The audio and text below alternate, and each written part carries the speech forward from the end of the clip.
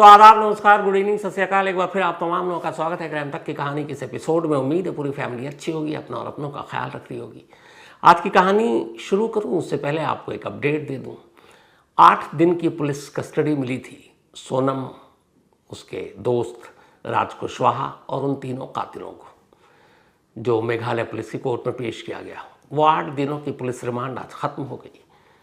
इन सभी को फिर से मेघालय पुलिस ने आज कोर्ट में पेश किया। और अब से कुछ देर पहले जो मेघालय से रिपोर्ट आई है वो ये है, मेघालय पुलिस ने इन 5 की और पुलिस कस्टडी मांगी थी। मैक्सिमम पुलिस कस्टडी 14 दिन की होती है, आपको बता चुका हूँ, 14 डेज मैक्सिमम। उसके बाद जुडिशल कस्टडी में भेज दिया जाता है, यानी न्यायिक हिरासत यानी जेल। और पुलिस कस्टडी में पुलिस के थाने में लॉकअप में ही रखा जाता है, जहाँ पूछताछ होती है।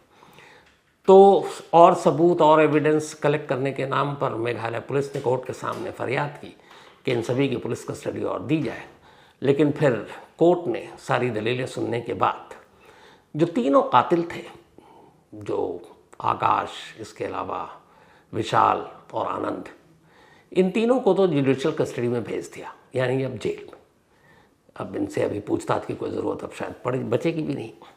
लेकिन जो मेन अक्यूज्ड हैं, 2 कॉन्स्पिरेटर, जो 2 साजिश करने वाले सूत्रधार, मास्टरमाइंड, राज कुशवाहा और सोनम रघुवंशी, इन दोनों की 2-2 दिन की पुलिस कस्टडी और बढ़ा दी गई। यानी अब ये दोनों 2 दिन और मेघालय पुलिस की कस्टडी में रहेंगे और वहाँ इनसे पूछताछ होगी, कुछ कड़ियों को और जोड़ा जाएगा, जो भी और चीज़ें हैं उस सिलसिले में। मेघालय पुलिस की एक टीम लौटी भी है अभी इंदौर से, और वहाँ पे वो राजा के घर गई पुलिस।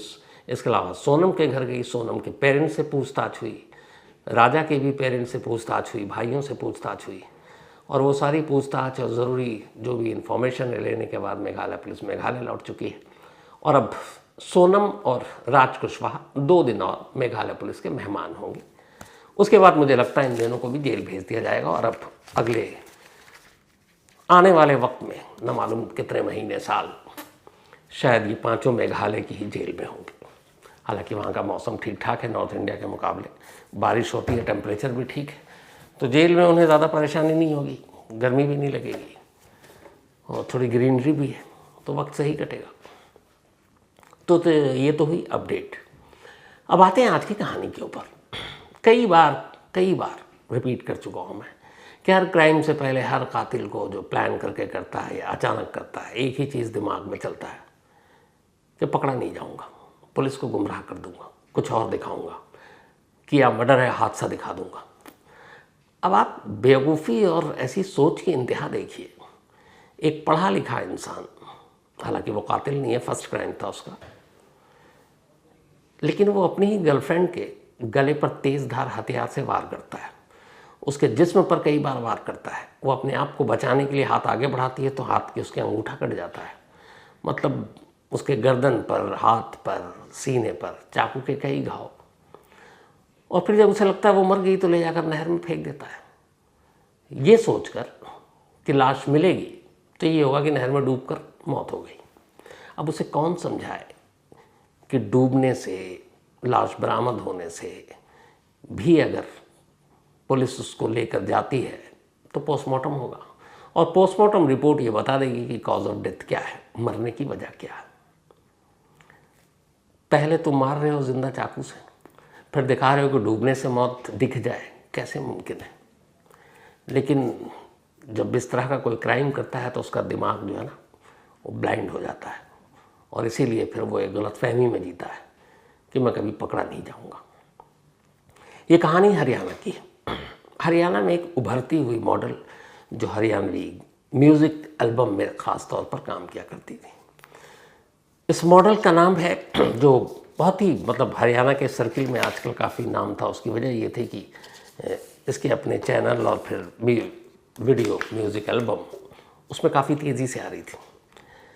तो शीतल उर्फ सिमी चौधरी, शीतल उर्फ सिमी चौधरी, शीतल की एक बहन की शादी हो चुकी, बहन के हस्बैंड यूएस में रहते हैं। 14 जून को शीतल दिल्ली से हरियाणा पहुंचती है, पानीपत में एक गांव है जहां पर उस दिन उसके एक म्यूज़िक एल्बम का शूट होना था। और ये शूट होना था जो शीतल जिस गांव में गई थी उस गांव का नाम है अहर गांव। तो अहर गांव में एक लोकेशन था, जो भी डायरेक्टर था म्यूज़िक शूट करना था, तो शूट के लिए जो जगह चुनी थी वो एक गौशाला थी, जहाँ तबेला भी आप कहें वो जगह थी। वहाँ पे गाय भी थे, बराबर में तबेला भी था। तो उसी लोकेशन पे शूट हो रहा था, क्योंकि बैकग्राउंड में वो म्यूज़िक और हरियाणवी सारी चीज़ें दिखाई जानी थी। तो शीतल पहुंचती है इस गांव में, यहाँ शूट करती है। उसकी बहन को पता है उसी गांव के पास रहने वाली। शूट वूट करके अब इसको रात को अपने घर लौटना था सिस्टर के। शूट ख़त्म हो गया। इसके बाद रात बीती, लेकिन शीतल घर नहीं लौटी। अब घर नहीं लौटी तो बहन परेशान। अगले दिन तमाम शूट पे शामिल डायरेक्टर, को स्टार सबसे पूछताछ की, पता चला वो तो निकल गई, लेकिन कहीं मिली नहीं। तो परेशान हाल बहन ने आखिरकार जाकर पुलिस स्टेशन में मिसिंग की रिपोर्ट लिखा दी। अब पुलिस ने मिसिंग की रिपोर्ट लिख ली। अब पुलिस तफ्तीश कर रही है, सीसीटीवी कैमरे को देख रही है। तो पहला सीसीटीवी कैमरा पुलिस को मिलता है एक पार्किंग का। उस पार्किंग में एक लड़का और एक लड़की एक कार की तरफ बढ़ रहे हैं। ये वही सीसीटीवी कैमरा है। अब इसमें पुलिस पहचान गई कि ये जो लड़की है ये कोई और नहीं बल्कि शीतल है, यानी कि सिमी चौधरी। और वो लड़का जो है उसके घर वालों को दिखाया गया, तो शीतल की बहन ने पहचान लिया। उसने कहा ये सुनील है, शीतल का बॉयफ्रेंड। अब ये हुआ कि, और ये तस्वीर 14 जून की रात की थी, ये जो सीसीटीवी आप देख रहे हो। तो अब ये हुआ कि आखिरी वक्त में शूटिंग ख़त्म करने के बाद वो सुनील के साथ थी। अब पुलिस सुनील का फ़ोन मिला रही है, सुनील का मोबाइल स्विच ऑफ। पुलिस अब इधर उधर तफ्तीश कर रही है, कोई अता पता नहीं। तभी 15 जून की अब तारीख हो चुकी थी, रात भर तो लौटी नहीं शीतल। 15 जून को पानीपत के पास एक नहर है, उस नहर में एक कार तैरती हुई मिली। कुछ लोगों ने देखा कि एक नहर में कार गिरी हुई है। लोग हैरान, तो फ़ौरन पुलिस को खबर दी गई। इसके बाद पुलिस बचाव दल वहाँ पहुँचा, और इत्तेफाक से इस कार को जब नहर से निकाला जा रहा था तब कुछ लोगों ने शूट भी किया। तो ये नहर में वो डूबी हुई कार और उसको निकालने का वीडियो है जो आप इस वक्त देख रहे हैं। तब उस कार को नहर से निकाली गई। इत्तेफाक से उस डूबती हुई कार से के पास नहर से ही एक ज़ख्मी इंसान भी बाहर निकलता है। वो खुद ही निकल गया था बाहर, और बाहर निकलने के बाद फिर लोग उसे अस्पताल पहुंच जाते हैं। वो ज़ख्मी था, उसके हाथ पे भी चोट के निशान थे, और नहर गहराई वाली।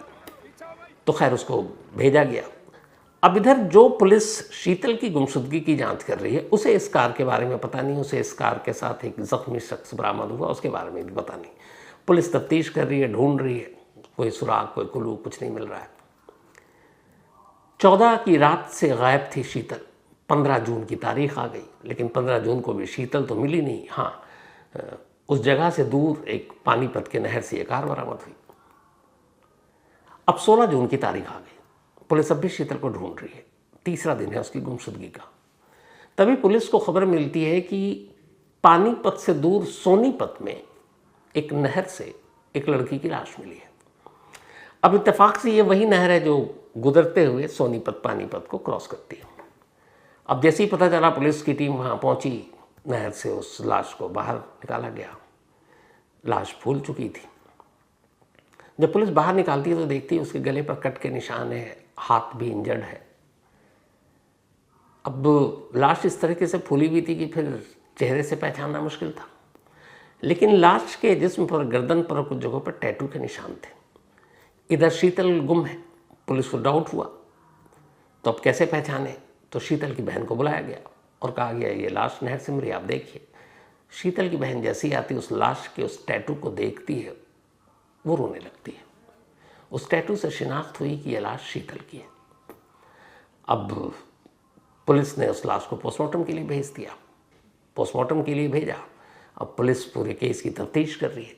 तो शीतल की बहन से पूछा गया, जो शख्स सीसीटीवी कैमरे में दिखाई दे रहा आखिरी वक्त में कार में, जिसके साथ शीतल जा रही है, वो कौन और क्या? तो पहले ही उन्होंने बताया कि उसका बॉयफ्रेंड था। उन्होंने कहा इसका नाम सुनील है, ये एक होटलायर है, किसी होटल का मालिक है, और पिछले कुछ वक्त से शीतल जो है इसी के होटल में काम कर रही थी, नौकरी। और फिर धीरे धीरे वो इसके साथ अपना मॉडलिंग और बाकी सोशल मीडिया पे भी एक्टिव रहती थी। उसके इंस्टाग्राम पे भी कई लाख फॉलोअर्स थे। लेकिन वो रिलेशनशिप में थी सुनील के साथ। अब पुलिस ने सुनील की कुंडली खंगालनी शुरू की तो पता चला कि सुनील की तो शादी हो चुकी है, 2 बच्चे हैं। फिर और जब सोनीपत से लाश मिली थी, फिर पानीपत से जो कार मिली, उन दोनों कड़ियों को जोड़ा गया। पूछा गया भाई वहाँ से एक कार में लाश मिली, क्योंकि नहर से इधर लाश मिलती, उधर कार मिलती है। तो पता चला कि जिस कार के साथ जो जख्मी इंसान मिला था वो कोई और नहीं बल्कि सुनील था, और सुनील हॉस्पिटल में एडमिट था। अब पुलिस पहुंचती है हॉस्पिटल, डॉक्टर से पूछताछ करती है। डॉक्टर कहता है कि अभी थोड़ा इनको ठीक होने दीजिए। पुलिस वेट करती है। इसके बाद जैसे ही थोड़ी हालत उसकी बेहतर होती है, पुलिस उसे अपनी कस्टडी में लेती है और लेकर निकल लेती है। अब इसके बाद पूछताछ शुरू होती है। जब पूछताछ शुरू होती है तो फिर पूरी कहानी कुछ यूँ आती है। शीतल म्यूज़िक एल्बम और म्यूज़िक की इंडस्ट्री में एक मॉडल के तौर पर अपना नाम कमाना चाहती थी। दिखने में खूबसूरत, साथ ही उसने अपनी पढ़ाई लिखाई की तो उसे नौकरी भी करनी थी। तो इधर उधर कई नौकरी करने के बाद एक होटल में उसे नौकरी मिली। ये होटल इत्तेफाक से सुनील का था। धीरे धीरे सुनील शीतल को प्यार करने लगा, शीतल भी सुनील से प्यार करने लगी। दोनों के बीच में करीब 4 साल से ये रिश्ता चला आ रहा था। बट फिर तभी शीतल को पता चला कि सुनील तो शादीशुदा है, उसके 2 बच्चे हैं। अब तक वो इसी गलतफहमी में थी कि वो कुंवारा है और वो उससे शादी करना चाहती थी। लेकिन जैसे ही पता चला कि नहीं ये तो शादीशुदा है, तो शीतल को झटका लगा और उसने अब सुनील से दूरी बनानी शुरू कर दी। सुनील को यह बात बहुत बुरी लगी, क्योंकि सुनील शीतल के प्यार में इस कदर अंधा हो गया था कि वो शीतल को किसी भी तरह हासिल करना चाहता था और उससे शादी करना चाहता था। लेकिन सुनील के शादीशुदा होने की बात जब शीतल को मालूम हुई तो शीतल ने फ़ौरन किनारा कर लिया और सुनील ये बर्दाश्त नहीं कर पाया। वो लगातार उसे समझाता, वो मना करती, और फिर वो अपने इस म्यूज़िक एल्बम इंडस्ट्री और मॉडलिंग की दुनिया में अपने आप को एक तरह से बिज़ी रखने लगी। अब उसकी दूरी, उसकी बेरुखी धीरे धीरे सुनील को परेशान और ज़्यादा करने लगी। कई बार उसने उसे धमकाया भी। अब सुनील अपने कार में एक तेज़ धार हथियार रखने लगा। उसे लगा कि अगर उसने शादी से सचमुच इनकार किया तो वो मार डालेगा। ये सब एक तरफा इश्क और इन सारी चीज़ों का अंजाम ऐसे ही कुछ होता है। तो खैर वो बीच बीच में बात करता रहा, लेकिन शीतल उससे दूर भागती रही। आखिरकार 14 जून को सुनील को पता चला कि एक उसी के पानीपत के गांव में उसकी एक शूटिंग है म्यूज़िक एल्बम की। सुनील वहाँ पहुँच गया। जब सुनील पहुँचा तो वहाँ उसे देखकर शीतल पहले तो घबराई, लेकिन फिर कहा ठीक है, इतने लोग हैं। बाद में उसने सुनील ने कहा कि देखो मैं बदल गया हूँ और तुम वो सारी चीज़ें भूल जाओ, चलो मैं तुम्हें ड्रॉप करूँगा। तब रात के करीब 10:15 साढ़े 10 बज चुके थे। इसके बाद शीतल को भी लगता है कि चलो ठीक है, ये सब शादी वादी की अब बात करेगा नहीं। उसके बाद वो कार में बैठ जाते हैं। लेकिन जब कार में बैठ कर निकलते हैं, थोड़ी ही दूरी पर फिर से वही शादी का राग सुनील शुरू कर देता है। शीतल फिर मना करती है और कहती है कि देखो मैं तुम एक शादीशुदा हो, मैं तुम्हारा परिवार घर बर्बाद नहीं करना चाहती, और मैं इसी गलतफहमी में थी और तुमने धोखा दिया, तुमने बताया नहीं कभी कि तुम एक शादीशुदा इंसान हो, तो तुमसे तो मैं शादी नहीं करूँगी। इस बात ने सुनील को इतना गुस्सा दिलाया कि कार के डैशबोर्ड में जो चाकू रखा हुआ था उसने निकाला और उसी कार के अंदर शीतल पर ताबड़तोड़ हमला करना शुरू कर दिया। शीतल खुद को बचाने की काफ़ी कोशिश की उसने, अपने हाथ को भी आगे किया, चाकू छीनने की कोशिश की। उसी कोशिश में उसका अंगूठा कट गया, हाथ पे बहुत सारे जख्म आए। फिर उसने धीरे धीरे उसको इतना ज़्यादा मारा कि वो धीरे धीरे निढाल होती गई। फिर उसने उसके गले पे चाकू का एक वार किया और वो शायद घातक हुआ। थोड़ी देर के बाद अब शीतल कार के अंदर मर चुकी थी। अब सुनील को एहसास हो चुका था। अब उसे समझ में नहीं आया कि क्या करें। इसके बाद अगले 1 घंटे तक 12 बजे रात को वो उस कार में एक डेड बॉडी लेकर, वो भी फ्रंट सीट पर आगे, घुमाता रहा सुनसान सड़क पर। क्या करें क्या करें क्या करें।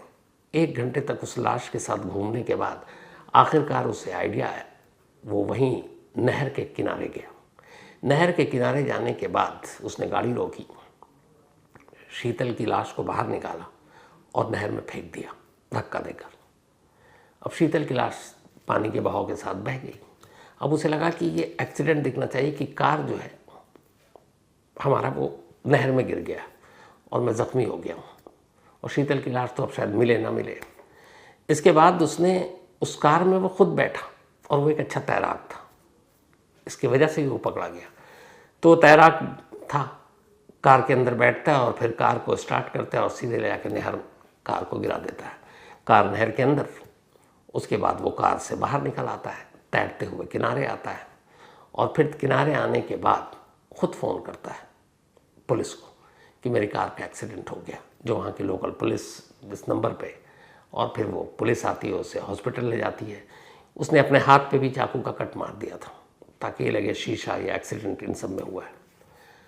और फिर बाद में उस कार को नहर से निकाली गई। अब कार मिली इधर सोनीपत में, बल्कि पानीपत में, और उधर लाश बहते हुए पहुंच गई सोनीपत, जो 16 जून को मिलती है। 14 जून की रात को लाश को नहर में फेंकी, लेकिन 16 जून को मिली, जबकि कार 15 जून की ही पानी से बाहर आ चुका था। तो उसने भी यही कहानी सुनाई कि एक्सीडेंट हो गया, लेकिन जब पोस्टमार्टम रिपोर्ट आई तो पता चला कि शीतल की मौत पानी में डूबने से नहीं हुई, बल्कि जो गले पे कट था, उसका गला काटा गया था, उससे उसकी मौत हुई, एक्सेस ब्लीडिंग से मौत हुई। भेद खुल गया। फिर सुनील ने अपना जुर्म एक्सेप्ट किया और इस वक्त वो पुलिस की कस्टडी में, पुलिस हिरासत में, उससे पूछताछ हो रही है। और जो शुरुआती उसने बोला वो यही था कि मुझे शीतल का शादी से इनकार करना बहुत गुस्सा दिला गया और मैं नहीं चाहता था कि शीतल शादी से इनकार करे, मैं उससे शादी करना चाहता था, वो मुझसे कर नहीं रही थी। और इसी गुस्से में उस रात झगड़ा हुआ और मैंने अचानक उस पर हमला कर दिया और बाद में डर से कि पकड़ा ना जाऊँ मैंने उसकी लाश फेंक दी। और ये दिखाने के लिए मैंने अपनी कार भी नहर में उतार दी और शीतल की लाश इसलिए फेंकी ताकि लगे कि वो एक हादसे में डूबकर उसकी मौत हो गई। लेकिन हादसे में गले पे कट के निशान नहीं आते हैं, चाकू के तेज़धार हथियार के, अंगूठा नहीं कटता है। ये बेसिक चीज़ें जो है सुनील को नहीं शायद समझ में आया उस वक्त। बुरे काम का बुरा अंजाम। बेचारे शीतल अब इस दुनिया में नहीं, सुनील जो उससे शादी की ख्वाहिश रखता था अब उम्र जेल में कटेगी। और जो उसका अपना परिवार, बीवी और दोनों बच्चे, जिनका कोई कसूर नहीं, वो इस सारे दर्द को अब हमेशा के लिए सहेंगे। इसीलिए कहते हैं जुर्म का अंजाम हमेशा बड़ा तकलीफ दे, बहुत बुरा होता है। प्रकाश, ऐसे क्राइम करने वाले पहले से ही इस अंजाम के बारे में सोचना शुरू करें, बहुत सारे क्राइम रुक जाएंगे। तो आज की कहानी में इतना ही।